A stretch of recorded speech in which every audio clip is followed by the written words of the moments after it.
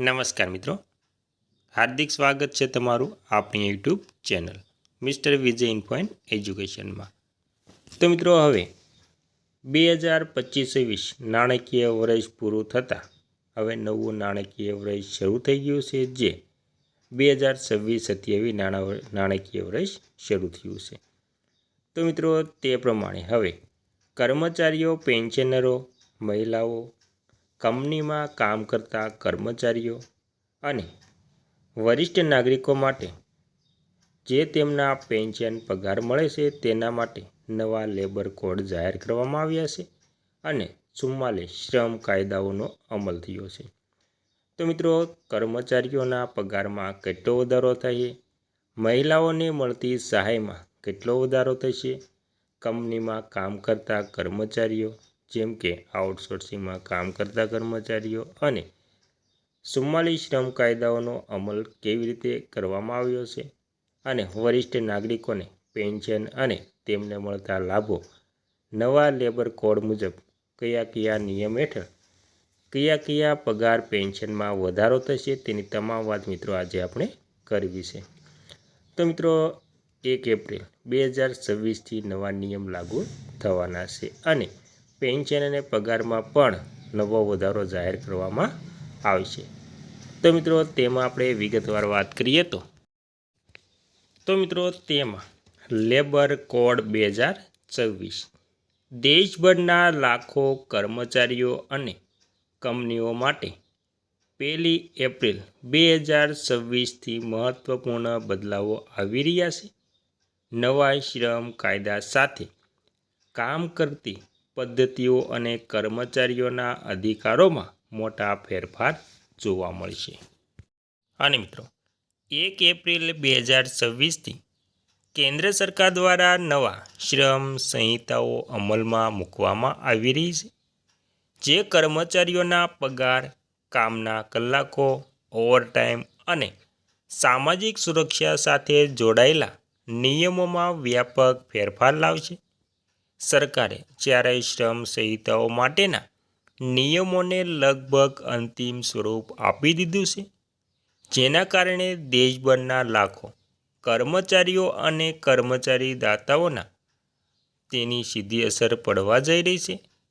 આ સુધારા કામકાજના માળખાને વધુ સરળ, પારદર્શક અને સુવ્યવસ્થિત બનાવવા માટે લાવવામાં આવ્યા છે અને મિત્રો, નવા કાયદા હેઠળ 4 મુખ્ય શ્રમ સંહિતાઓ, જેમાં વેતન સંહિતાઓ, સામાજિક સુરક્ષા સંહિતાઓ, ઔદ્યોગિક સંબંધિત સંહિતાઓ અને વ્યવસાયિક સલામતી, આરોગ્ય અને કાર્ય પરિસ્થિતિ સંહિતા અમલમાં આવશે।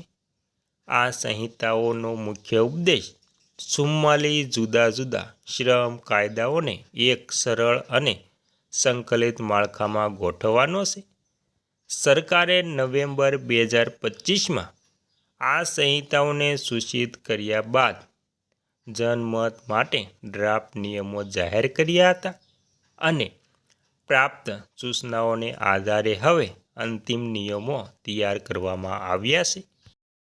કામના કલાકોને લઈને નવા નિયમો હેઠળ દરરોજ 8 કલાક અને અઠવાડિયે 48 કલાકનો માપદંડ યથાવત રહેશે, પરંતુ કાર્યપદ્ધતિમાં વધુ છૂટછાટ આપવામાં આવી છે।